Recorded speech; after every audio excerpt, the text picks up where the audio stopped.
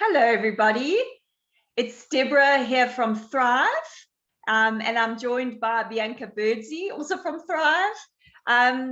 Today, we just wanted to have a conversation around something that we really get asked about a lot from parents. It comes up all the time, and I don't think there's a single family out there, in the world, but particularly a single family out there with a deaf or hard of hearing child that hasn't had to really think hard about this topic. So what we're talking about today is, we'll call it behavior management or discipline, or how do we really control the environment in the home so that our children can thrive, that we're not screaming and shouting at them all the time, and that we are able to really manage their behavior, and also address things on a deeper level for them. So we're just going to start by talking about why would it be that parents of deaf or hard of hearing children would have more challenges when it comes to managing behavior.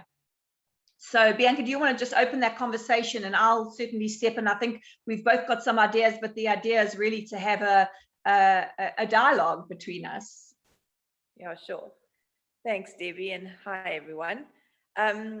It's just a huge topic. So in a nutshell, I think it's important just to mention from the get-go that 30% of deaf children also have other reasons to have challenging behavior.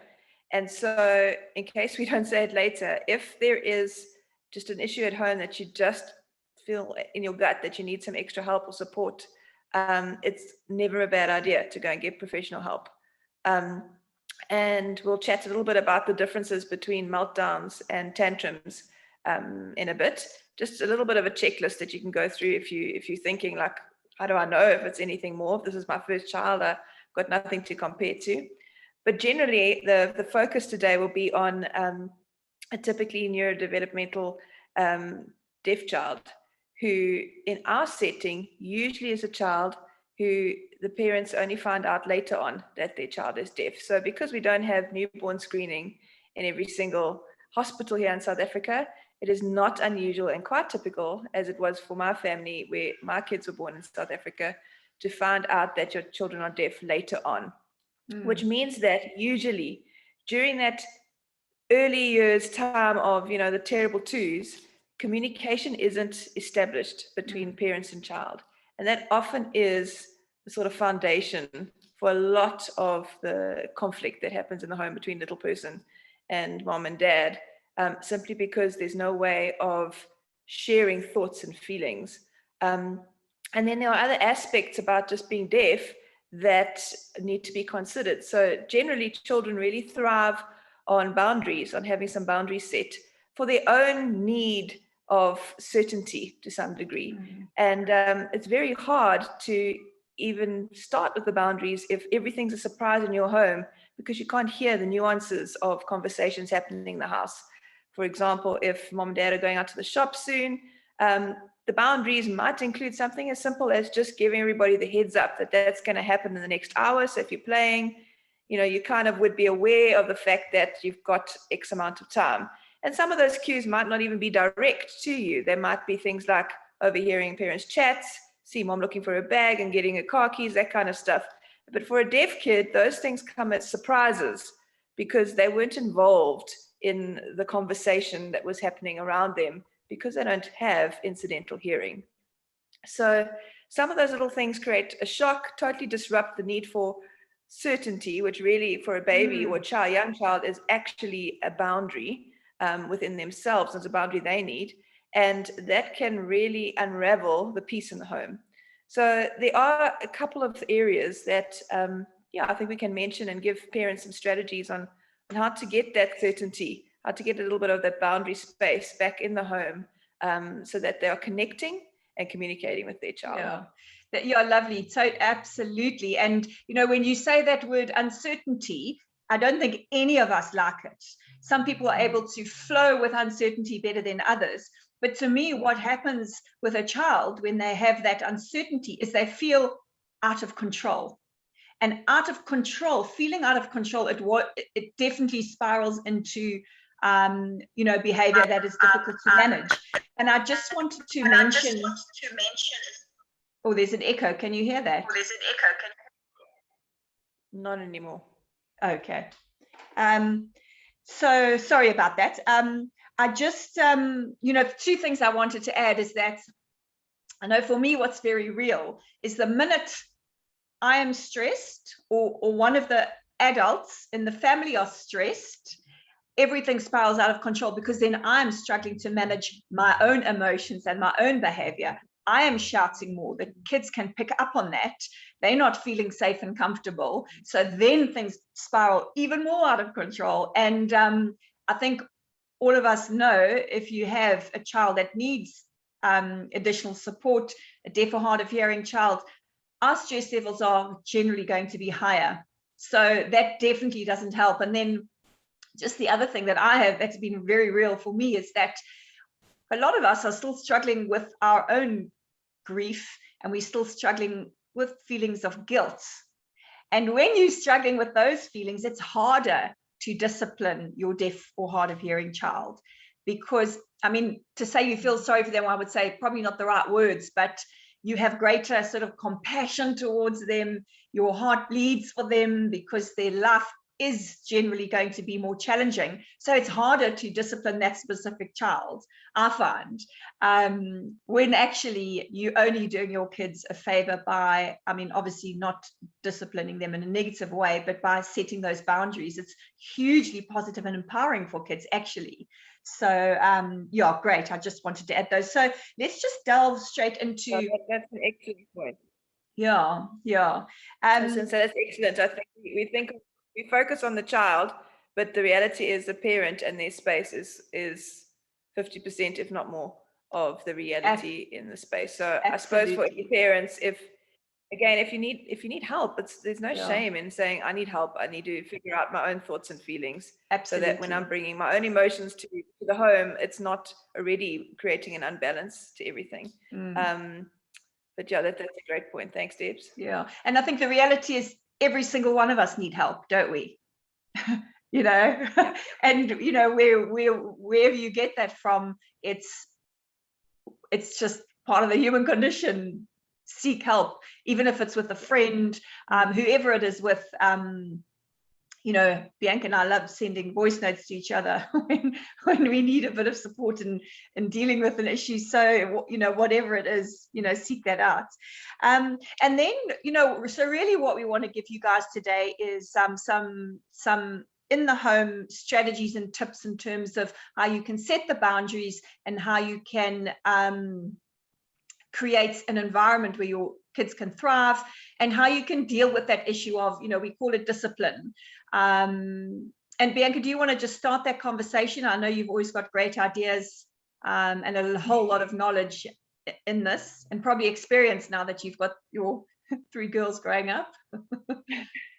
Yeah, but they're heading to teenage years now, and I feel like I know nothing. It's a whole new thing. Yeah. Let's just focus on the little years where I feel like I might know a little bit of something.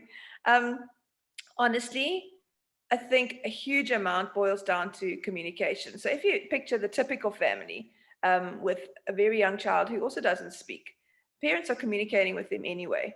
And so it doesn't need to be any different with your deaf child.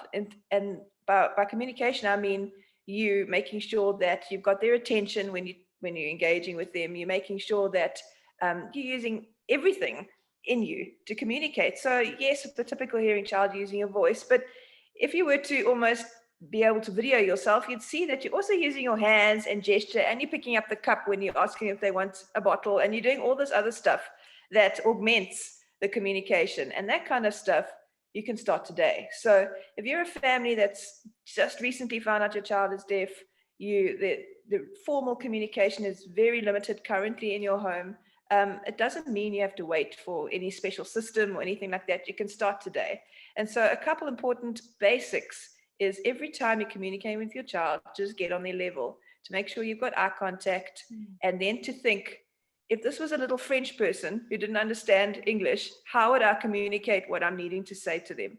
And let that almost guide your body language, what you use, So if it's, don't put your finger near the plug, something we've all done. explain to our children, but also quite cliched in terms of danger and stuff, you would probably point to the plug and do some serious actions, shake your head, and try and convey a message. And if that's where you're starting off, there's a lot you can communicate just starting off there. You do want to eventually connect quite meaningfully with your child in terms of formal language.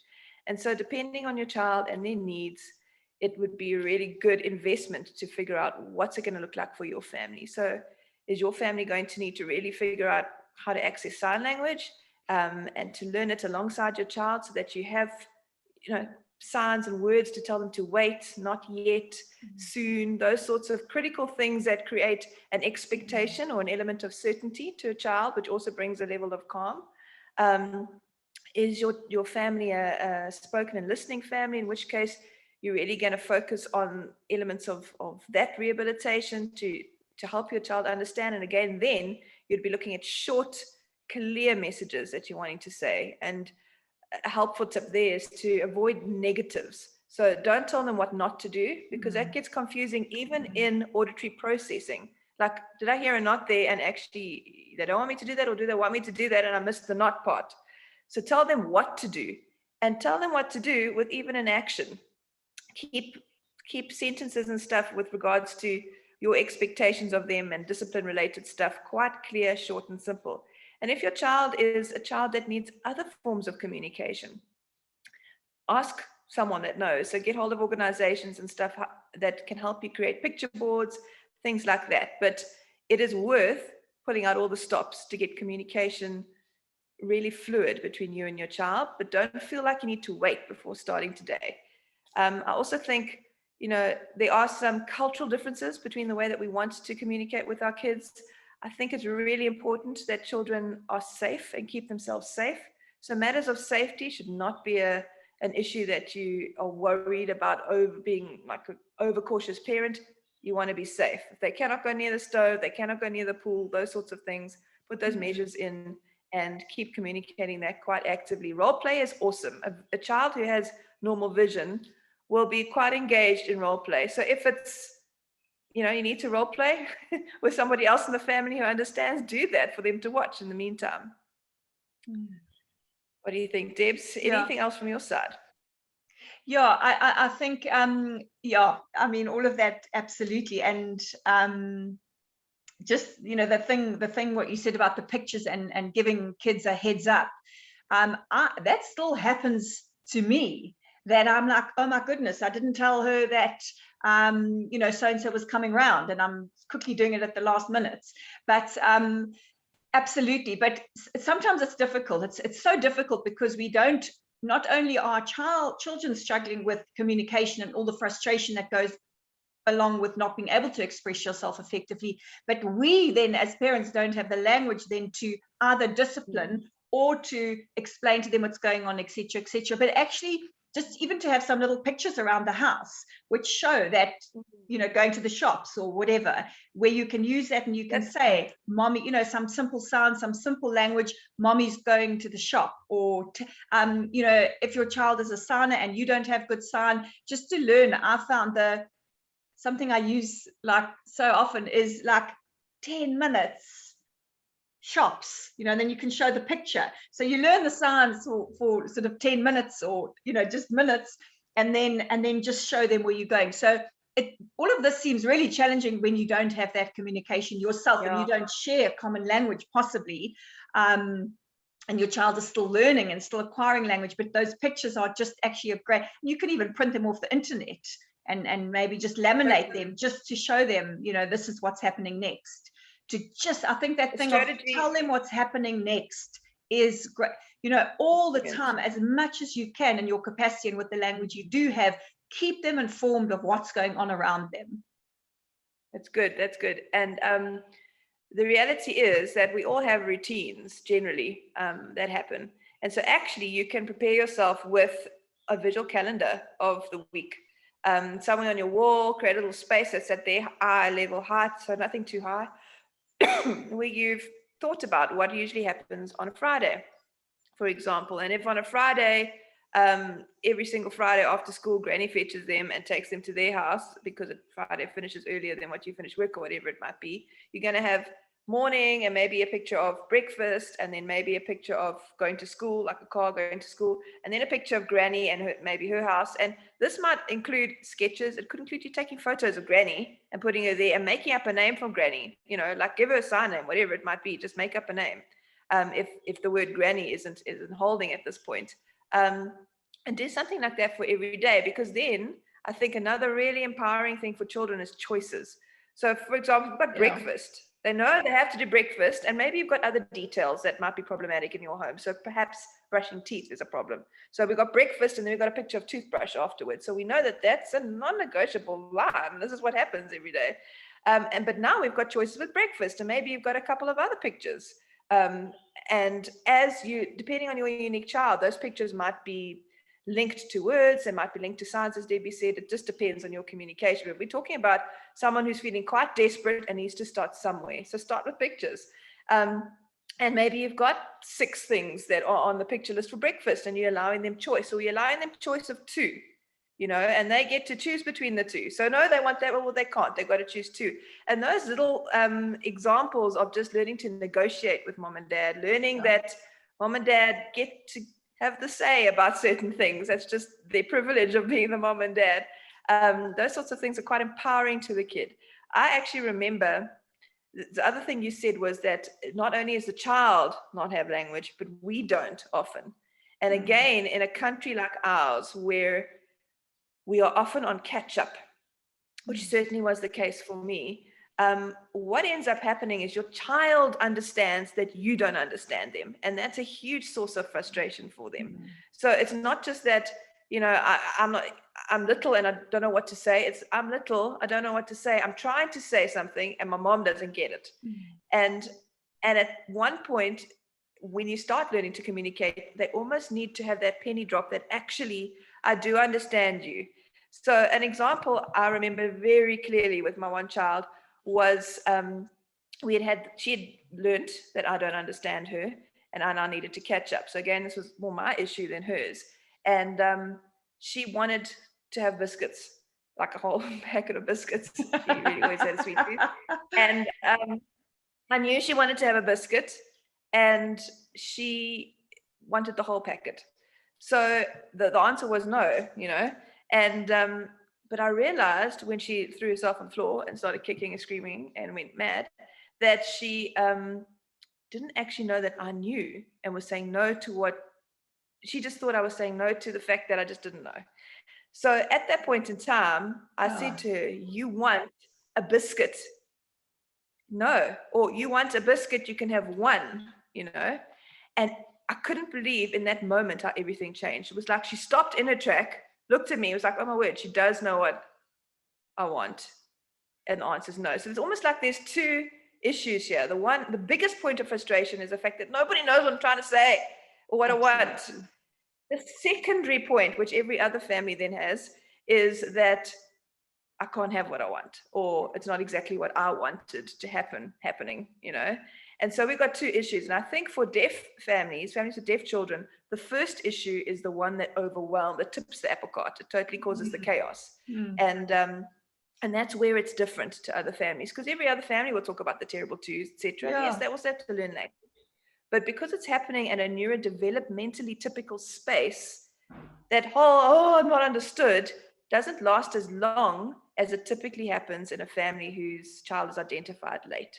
So the moment she found out that actually I am understanding her, things became so much easier. And then the power of choice would come in. So it'd be like, okay, you can have one biscuit or no biscuits, you choose. And then it's a bit of a no-brainer. And then she gets what she wants, but it's actually not really what she wants. It was what I wanted for her, but she thinks it's what she wants, and it's the healthier option, and we're all happy. And the critical part about that was that I needed to learn how to communicate, how to almost echo her needs before giving her my opinion on them. So you want a biscuit.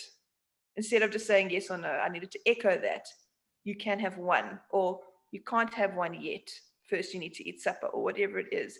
And I think sometimes as parents, we're also scared to say no sometimes to our child who's freaking out, to try and keep them calm. It's okay to say no. It really is.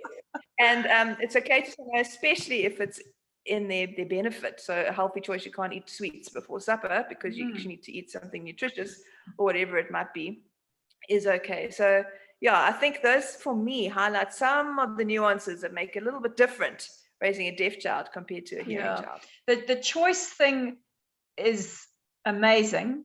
I use that a lot. I always have. I mean, my favorite is I can say, please turn the TV off. It's time for bed. TV off. You've had enough. You've had your hour, whatever. TV off. Nobody listens to me. But when I stand there and I say, would you like me to turn the TV off? Or would you like to turn the TV off? And you never do it in like a, I'll do it. You know, it's like giving them that choice.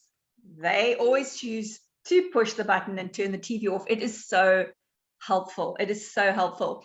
Bianca, I would love to hear a bit more about, you spoke earlier about the tantrums versus the meltdowns. Yeah. I'd love to hear more about that. Cool. So many of you would have heard about sensory processing. There's a spectrum of slight differences between them and sensory sort of integration issues. And basically that comes hand in hand with a bunch of other neurodevelopmental challenges that, as I said earlier, up to 30% of deaf children can have. So it wouldn't be unusual for a deaf child to also have these other things. And why it's good to keep an eye on your kid and to identify, do I need special help? Do I need to see a child psychologist? Do I need to see an occupational therapist?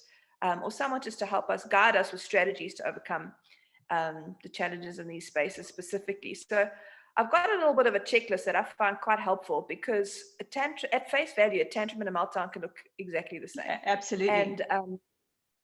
And the word tantrum is specifically pinned to a neurotypical terrible two, that kind of space. Whereas the word meltdown is something that's associated with sensory overload, children that have other challenges. And the difference is, and we're using these words very loosely because they're labels and we don't actually have lovely words to use. So we just have these same labels. So if you want, for simplicity's sake, tantrums is a naughty kid and meltdown isn't naughty at all. Meltdown is something that cannot be controlled and needs support if you don't have the strategies yourself to figure them out. So just a word on sensory like overload. Basically, some kids' brains almost have a traffic jam of sensory information. So it might be noise, it might be visual overload, it might be vestibular. So that's like movement in the car or jumping on a trampoline or something like that isn't a good thing for them. For some kids, it's a great thing. So every child's different. And some children need lots of it, lots of this input, and some children need far less. And so for the average kid, you're getting all your senses, taking in information, and it gets processed by your brain and you understand your world.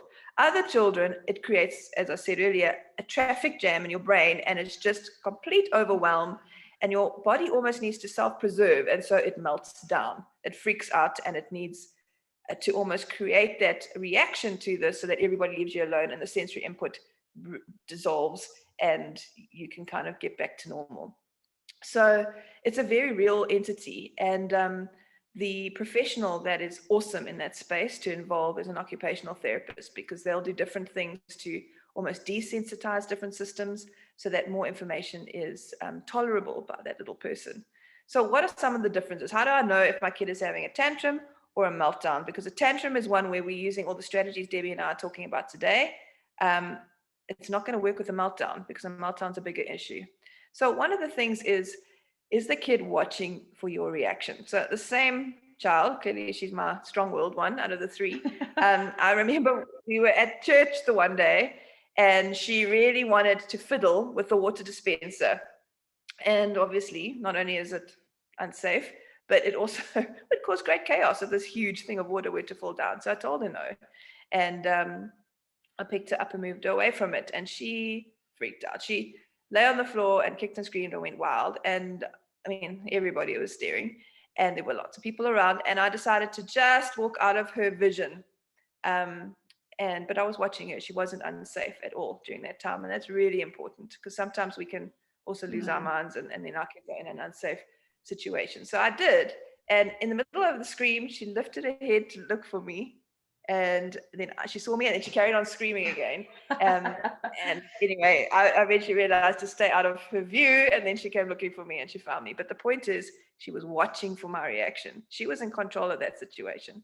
A child who's having a meltdown won't be watching. They couldn't care less because they can't control what's happening. Another one is the child considering their own safety. A child having a tantrum they're not going to have a tantrum right next to something that's dangerous, because they're selfish in that moment. They're doing it for them. A child having a meltdown, this is not on their radar, and that's really important. So they will need to be carefully controlled so that they don't put themselves in an unsafe situation during that time. From some of these things already, you can ask yourself the question, are they in control of their behavior? And child having a meltdown is not in control. They are not naughty. None of your interventions to discipline them are going to work. In fact, it might just bring more sensory information to the picture and worsen the problem. A child having a tantrum is fully in control. And actually, it's not always a bad thing that you can see the strength of character, because if guided well, can end up meaning that they're somebody who can look after themselves later in life. And we want that for all of our deaf kids. Are they trying to communicate their needs? Now, this is where it can be a little bit different for a deaf child, because they might have given up on trying to communicate their needs just because we couldn't communicate for some, and it depends on how old the kid is by the time we find out they are deaf and start interventions for communication. But generally, you'll know whether or not they were trying to say they wanted the biscuit, whether it's pointing at the biscuit, whether it's making a sign for a box or whatever it is. You'll know that they were trying to communicate their needs, as opposed to something out of the blue where the kid just starts freaking out, and it might look very similar in terms of their behavior. Are they able to calm down? So if you were to just get the box of biscuits with this tantrum meltdown and be fine because now they've got the answer of what they wanted, or actually can you do nothing to make them happy? And on the nothing side, that's more the meltdown. Meltdowns can also sometimes be associated with some self-harm behavior, which can be quite distressing for a parent to see. But again, it's just to almost reroute all the sensation into another path. So I think I've found those quite useful in terms of just bringing a distinction between, because we use the word meltdown interchangeably when we actually mean tantrum. I get at a meltdown. No, she didn't. A meltdown is a very specific entity. My kid had a tantrum, and there are strategies. The empowering thing is for both. There are ways and means of overcoming the issues that it's causing in the home, but they're different. For a tantrum, it's everything we're talking about today. And for a meltdown, it's professional help, because it might require the entire sensory system to be slightly recalibrated by somebody like an occupational therapist who has an expertise in this space. So let's talk about tantrums then. A child goes into a tantrum, and I think obviously we've all experienced this at some point. Maybe we're in the middle of this right now, and our child is having tantrums every day. What strategies would you recommend to the parents? Okay, aside from having a dog that's upset right next to me, you want to start with a couple of strategies? The dog's having a tantrum. Let me start. I found this such a tough one, because it is really difficult behavior to manage. But the one thing that I would say is, very often a child is having a tantrum because they are feeling out of control. Okay, so they are still in control of their feelings, but they don't know how to express. They have this huge emotion, and they don't know how to express that apart from throwing themselves on the door and stamping their feet or whatever the situation is.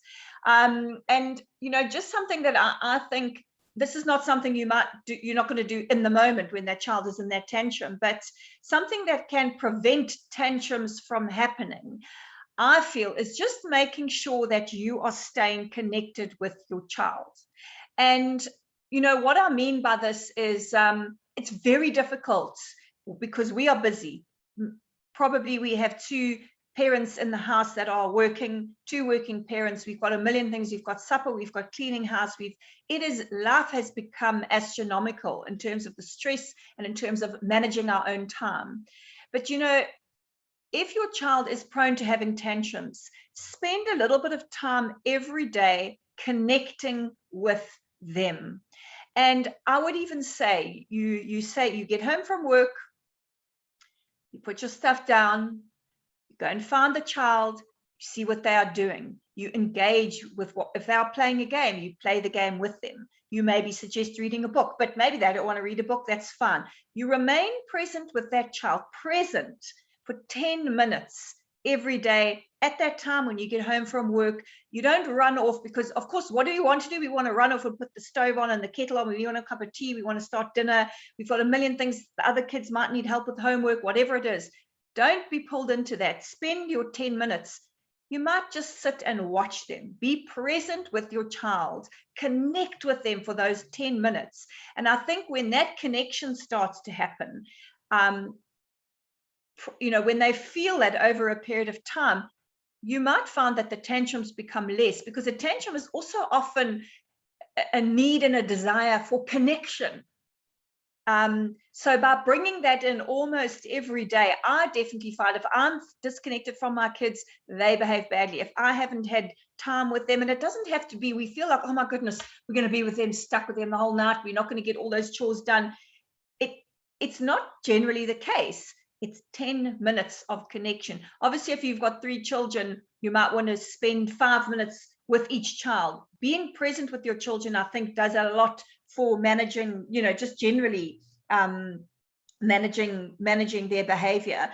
And something else that I love, this is my favorite thing in the whole world, and I think I've spoken about it in some of our other conversations and all over this show, but supporting your children with self-regulation. So this is them being able to manage their emotions, and it sort of comes under the broad topic of feelings, of emotions, of emotional intelligence. So supporting our children in navigating their feelings, I think, is a huge thing when it comes to tantrums.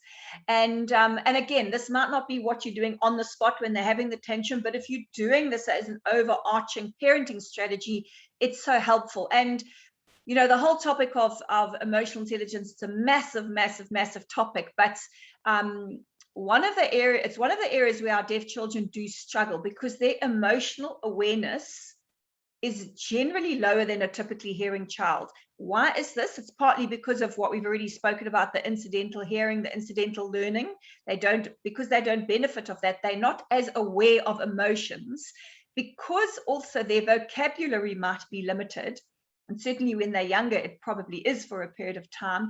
They don't know the words for the different emotions. So they're feeling these things, and they feel the same as a typically hearing child or any other child, but they don't have a word or a label for any of those emotions. So again, it feels out of control, because I'm feeling all these, what is this? What is this going on inside me? The frustration, whatever it is, the anger, someone's taken their toy, they can't have the biscuit, whatever it is.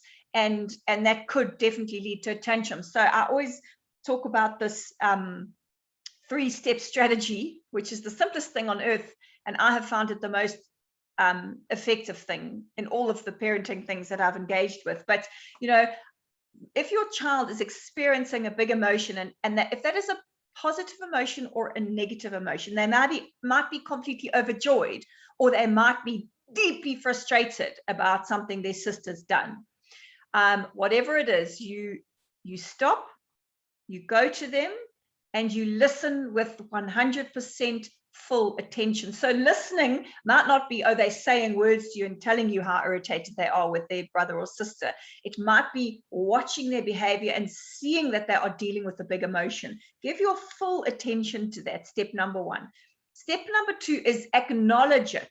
So aren't we all tempted to say our kids are frustrated and angry because someone at school took something of theirs or took their pencil without asking? And we want to say, it really doesn't matter. You should be sharing anyway. We want to just spit out that advice.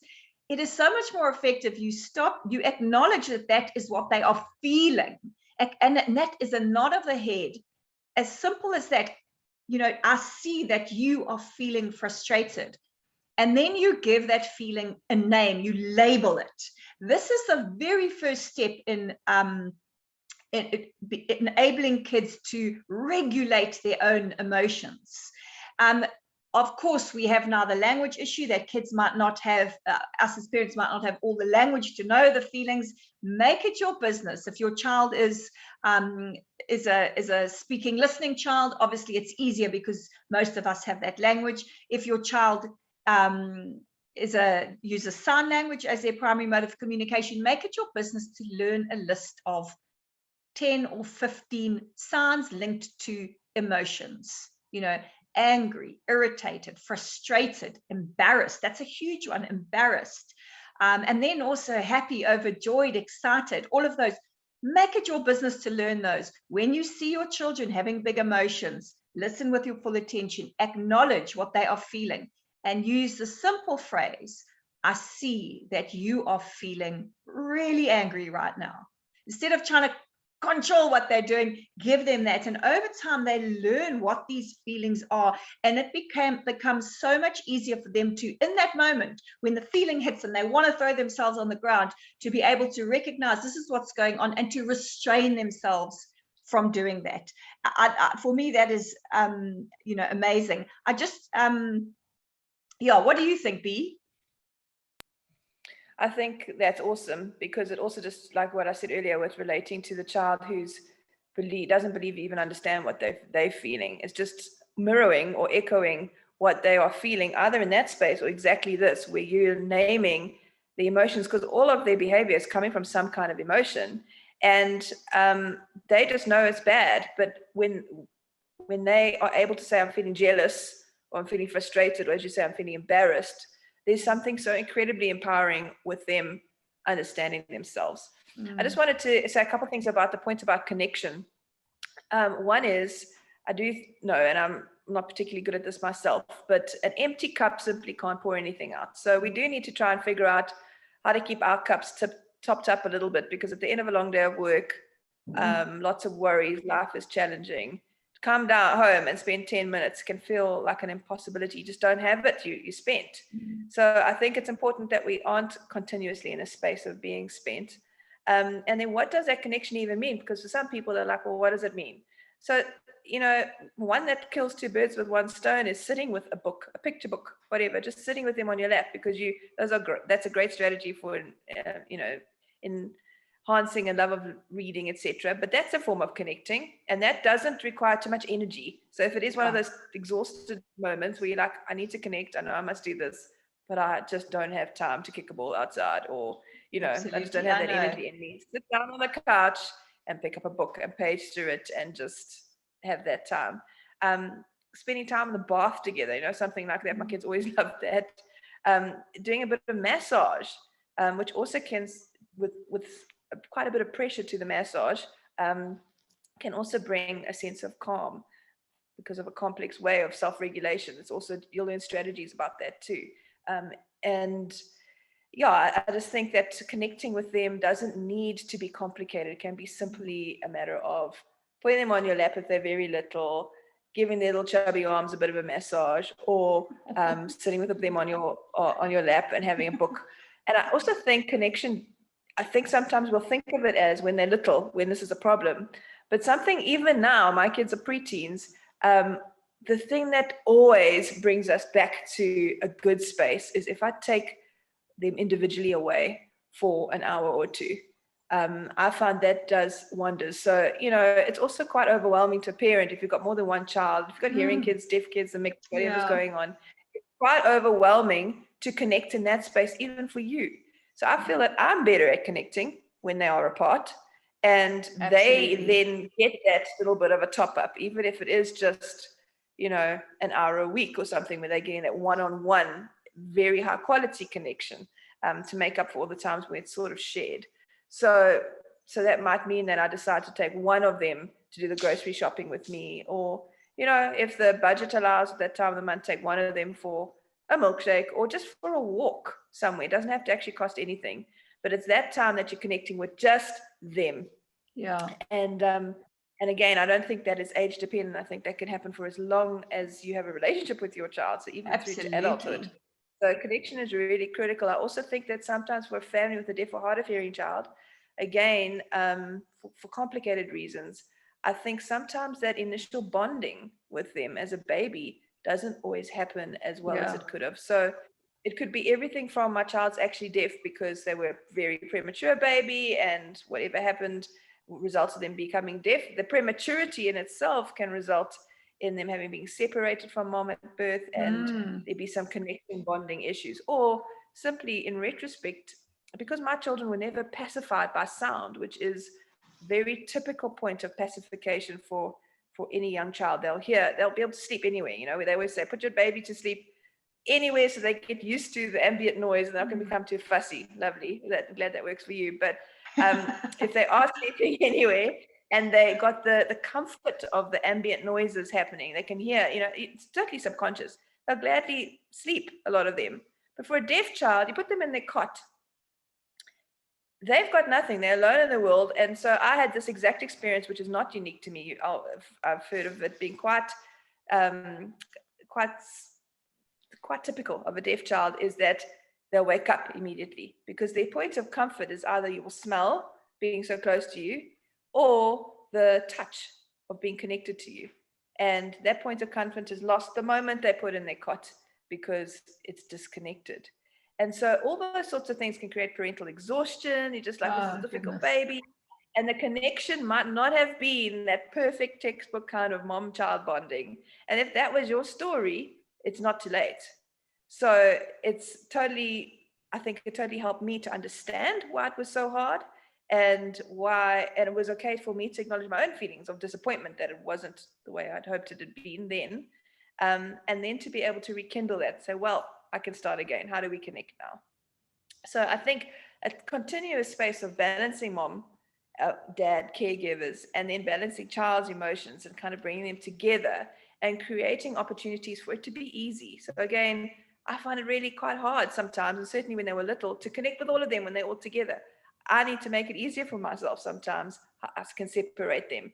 And so when we all go together, we're all in a much better space and it makes life easier. Now, for a lot of our families, mom and dad won't be the only members of the family. And so this information would be really important to share with the granny, whoever else is in their space of caring for them.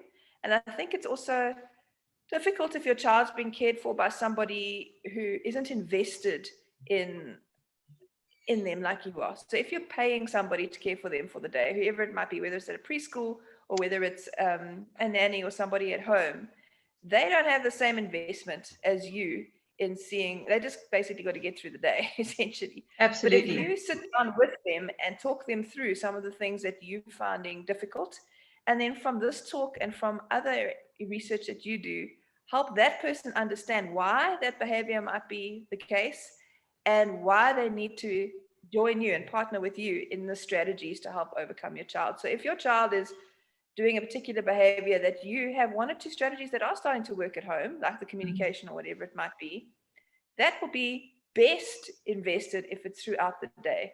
So having that little conversation with the nanny who you employed or the preschool to say, I really need you on my page for these 3 things. These are the strategies we're doing together.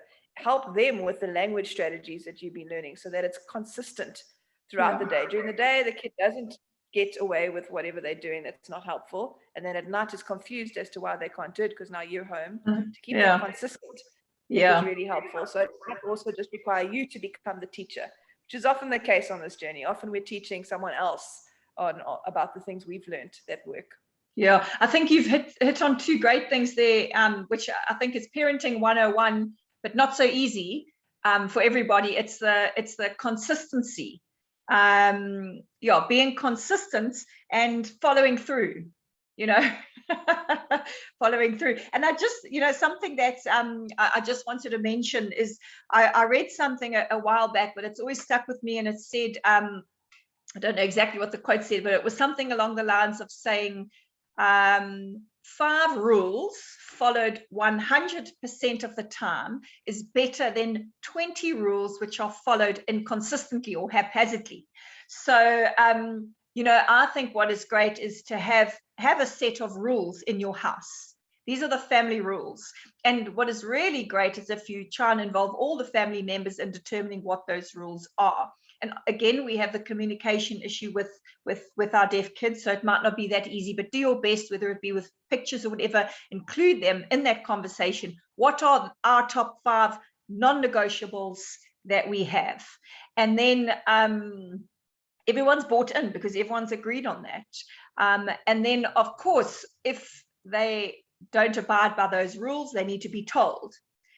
So you almost can give them the one chance to say, right, remember the family rule, remind them. If they still don't listen and they still don't behave in accordance with that rule, then you bring in a consequence. And the consequence would hopefully be either a natural consequence, so they refuse to eat, so they don't get another meal until the next meal. You don't then give them sweets and chips after the meal because you think, oh, shame, they're going to be hungry. Then they don't eat until the morning or whatever it is. So that would be a natural consequence, or a logical consequence, which might be like, you've left your bike outside. Again, I had to bring it in, so you won't ride your bike tomorrow or for the next week or whatever it is. And then the key thing is to be consistent with those rules. Don't let them get away with the 5 rules one day and not the other day, and that all family members are bought into the rules, and that every child gets treated the same way. So be careful that your hearing child and your deaf child are being treated the same, whether it comes to connection. If you're spending the 5-10 minutes or whatever, the hour once a week with your deaf child connecting, you need to also do that with the hearing siblings. Otherwise, that's going to be a whole nother set of problems that you're dealing with. But then, follow through and be consistent. I have to say, I struggle with this because sometimes you're just too busy to follow through on that consequence. But so a key thing I would say, instead of trying to now have 20, or we could certainly have 50 rules in the house, don't do that, because it's really hard to manage all of the behavior. Rather choose your 5, or maybe it's 10 for you, maybe it's just 2. You could have one non-negotiable rule, follow through and be consistent with following through on those rules with a natural or a logical consequence. Or if that's not possible, whatever the consequences, you tell the child ahead of time when you have that family meeting. If you don't follow through on this, I sometimes say to my kids, what is the consequence going to be? What is the consequence going to be of, if you watch, if you take my phone when I'm not here, or if you go on the iPad and you don't have permission, and often they get to decide, but then it obviously has to be something you're in agreement with, but then they bought into it, and then you just need to follow through and be consistent, which is not easy for all of us, but absolutely, I think that is quite critical. Yeah, I think that's good. This topic is so broad, but we could carry on for days. We honestly could, and maybe at some point we can focus on certain key elements. But something I also found quite helpful is just this general concept of getting to know your child. So what makes them feel topped up? Oh, because the opposite will oh my goodness, this is an amazing one. Language, for example, is the way words, for example. So it doesn't have to be words spoken, it could be words. So if your child likes to be boosted and you've retaliated in a very negative way, and that could affect them the whole day. So in the morning, if you've told them, you've shouted at them, you've reacted, but their entire love tank is dependent on feeling like that you've had positive stuff to you, they feel dry and empty, and they're set for failure in terms of their behavior for the day. So finding out what makes your child tick, this was a really important thing for me. And I looked at a system called Human Needs, and it was just really helpful for me to understand the behavior of, especially the one child that I felt like I didn't quite understand. And this system really helped me to understand her and helped me to navigate how to engage with her in a way that she felt loved. She felt that connection, because I could connect as much as I want. If my love language is buying gifts, I could buy her freaking a little gift every single day, but she doesn't get it because she doesn't need that. She needs my affirmation in whatever way it is, whether it's with words, whether it's with praise, whatever it might be. If she's not getting that affirmation at least once a day, even with the smallest thing, she feels empty. And that again sets the scene for a baseline for where that behavior almost leverages off. Consistency is so important. I've had that experience in the shop where I've had a boundary and they didn't do it, and they were having a tantrum in the whole shop, and everybody was looking, and it was a moment. Do I stay consistent now? The consequence is that I look like an idiot and I'm getting eye rolls from everybody walking past, but this might be the only time I ever have to do that. And I decided to choose the hard road, and I never had a problem again, because the kid was like, Mom's not joking. So let's just not even bother about trying her luck again. Again, in your gut, if you feel like your deaf child has something else and it's not just like everybody else, find that out. Because Debbie's example of food, which is such a good one, because it's a cause of many challenges in many homes. So just fussy eating might be fussy eating in the same way that a tantrum is just fussy behavior, but it also might not be. It might be a sensory issue, in which case that kid will gladly starve themselves and not want to eat it the next day. Whereas your typical child won't starve themselves, be like, oh, now I've got to eat my broccoli for breakfast, you know. So again, often that's a gut feeling for the parent who knows there's more here. It's not like every other child, in which case get help, because you're dealing with a different set of strategies. There's totally hope, but it's just a different set of strategies. And then a little thing that I honestly think gets overlooked, and it totally affects every single human, never mind a child, are basics like nutrition and sleep. If your child is not getting enough sleep, if they are watching a lot of screen time, this is another conversation for another day, especially if there's the slightest, and I mean slightest, aggressive element to that screen time. So if it's an older brother who's addicted, and I'll throw that word out there because there are so many kids that are, and we don't like to call it as it is, gaming. And it's a game where, planes are shooting other planes. That's an aggressive element that should not be exposed to children at all. So if your little child, and that's what they're watching, they're spending, watching their brother for 2 hours, fighting games, that kind of stuff, you can do everything we are telling you about, and you are not going to win. That needs to be removed from the environment. Similarly, if your kid is just eating sugar, it is completely changing the way that they can behave. And so giving them a balanced diet with lots of nutritious food, avoiding things like juice and rather opting for water early on before those sorts of habits are built in, that can seriously affect a child's behavior. And we underestimate stuff like that. And then sleep can never be overemphasized. A child needs a lot of sleep. When they're very small, it's like 12 to 14 hours a day.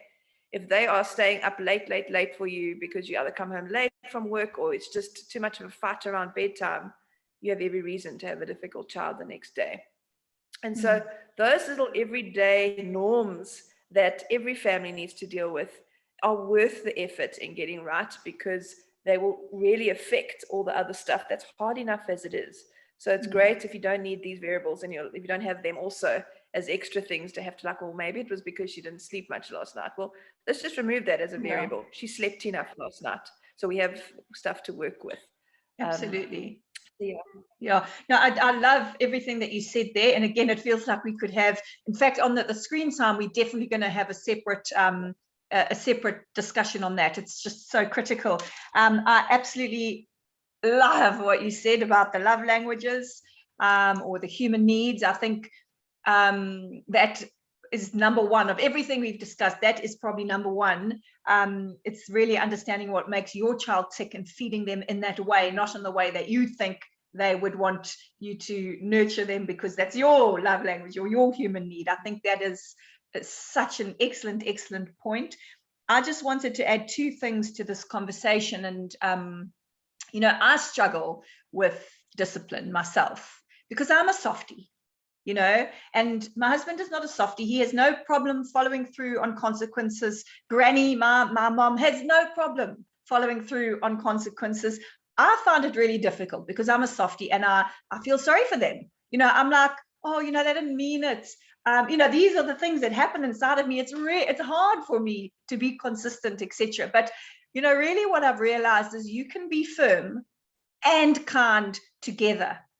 And really a key thing here is what we want to avoid is and there's a whole spectrum when it comes to discipline. It's weeks worth of conversation, but on the one side of it is that really punitive, and by the way, physically chastising children through smacking and things like that is has been ruled as illegal through the Constitutional Court. But really punitive means can really bring shame upon children. And I think that's the bit that I don't want to make them feel that. So that's why I struggle more than the other adult members of my family with that discipline aspect. But you can be very firm and kind at the same time. You are not telling your children they are bad, terrible people. Another tip would be, not to always look at the behavior and point out the behavior, not the child. So you're not saying the child is bad, it's, you are bad. You're saying that behavior is not acceptable, not that the child is bad. Because we're going to get the best out of our children if they feel good about themselves. But if they're constantly being shamed, and that's definitely what some types of discipline do, it makes them feel shameful about themselves, makes them feel like bad people. It makes them feel like they can't do better because I'm so bad, I can't do better. And I think a lot of kids end up in that cycle. They're told at school, they're told at home that they're just bad and they're naughty and they're good for nothing. And they embody that, they become that. So they don't feel like they can do better. We want them to know, here are the boundaries, you stay in the boundaries. Communication is clear, it must be clear. These are the boundaries, these are the consequences, follow through, be consistent. But you're still loved. We still believe in you. We still think you're amazing. We understand that you are still becoming who you are. So that kindness and compassion always comes in with the firmness, I think is worth mentioning. We really don't want our kids to feel shameful about who they are. We want to build who they are and their beliefs in themselves through this whole process of disciplining them. Yeah, that's huge, and it's so important. I think there are two aspects, and we might have a preference to certain things or whatever as individuals. There will also be just different things that work for different kids, and you'll have to figure that out. But essentially, people talk about the positive reinforcements, which I think typically has more success. So if your child, to reinforce their positive behavior, so they learn that is what they want to happen. And that's so much more pleasant in the home environment too, is that you're positively reinforcing instead of negatively reinforcing the bad behavior. But there may be a time and place, and again, depending on your family, your home, where negative reinforcement is necessary. And there, I think what Debbie said is critical. You may not smack your kid. It's not anybody's opinion. It's not a cultural preference. It's illegal in South Africa. But there are other ways of doing negative reinforcement that are safe. So a simple thing, for example, is to have a naughty chair in an open area. And I just wanted to mention this because I think there are differences that shouldn't be used for deaf children when it comes to negative reinforcement. So again, if that's a strategy that you've either been advised to use because your child has behaviors that no matter what you did with positive reinforcement is just not working, and you need one or two little tactics of the negative reinforcement, it's real, it really is real for some families. Things that don't work is a timeout behind a closed door. So it's not a great strategy, in my opinion, for a hearing kid, but hey, I've actually been at the point where I thought, geez, maybe that's the only thing that's going to work. So I can understand for some families, it might feel like the only thing that could work. But for a deaf kid, especially if they don't have perfect amplification, you are shutting them off from life. All they know is you've disappeared. You got in your car and you disappeared. Because they can't hear from outside the door that every other hearing kid can hear. My mom's still in the kitchen. She's not moaning about me to dad. Oh, well, I'll be fine once I get over it. Yeah. The deaf child does not know that. So don't ever do that. Don't ever put your child behind a closed door to time out. If you're going to do a time out strategy, you do it in front of you, in a space where they can see where you are. They still feel safe. That's really important. Feeling safe in their home is a predictive factor of long-term mental health. So if you're putting them behind a closed door, they suddenly don't feel safe, and you're creating issues for later that you don't want to have. Rather, if this is a strategy, you put a little chair in the corner and you sit there until I fetch you off the chair. So again, those sorts of negative reinforcements work if you are creating the boundary. So they don't just get off the chair after 5 minutes when they feel like they've whatever. You fetch them off the chair after 2 minutes, and it's all it's all a regulated thing. It's not more than what the child can manage. If it's a 1-year-old, 30 seconds on the chair, not 5 minutes or something like that, something that's doable. But again, just ask yourself, I think, the critical questions. Could I have navigated this behavior with a positive reinforcement as a first almost step, or a modeling, or some kind of mime, or just, showing them what I would have done, and they need to watch that kind of stuff? Would that have worked? And if you've tried all means and in your gut that actually I just need to show them that this is not okay in a different way, is it safe? Is it deaf friendly? Can they see me? Do they feel safe the whole time during that experience? Is it age appropriate? So is this something that a 1, 2, 3, 5, 6-year-old should be able to tolerate without suddenly feeling overwhelmed and unsafe? And then only do those strategies. And again, this is something you might need to speak to mom, mother-in-law, nanny, whatever, because they might not have that kind of careful, invested strategy in something like this. Lovely. Bianca, thank you so much. I think this is like for me, this is a useful conversation because, we hear all of these things, we know them, we know what works and what doesn't, but when you're in that moment, and I think the one of the key things as well that we probably haven't stressed enough is the looking after ourselves. When we are stressed out and we've got already, all of us, it's a Monday morning for us too, we have a whole list of everything, of every day of the week that needs to happen. And there's no 10 minutes built in there for the connection or the being present. But so, looking after ourselves. But it's been wonderful for me to refresh on all of these things and to remind myself on, what is really effective. So thank you so much. It's always so lovely to chat and hear all your amazing insights. Same with you, Debs. Thanks a lot. Okay. Thanks, everyone. Good luck. Thanks, everyone.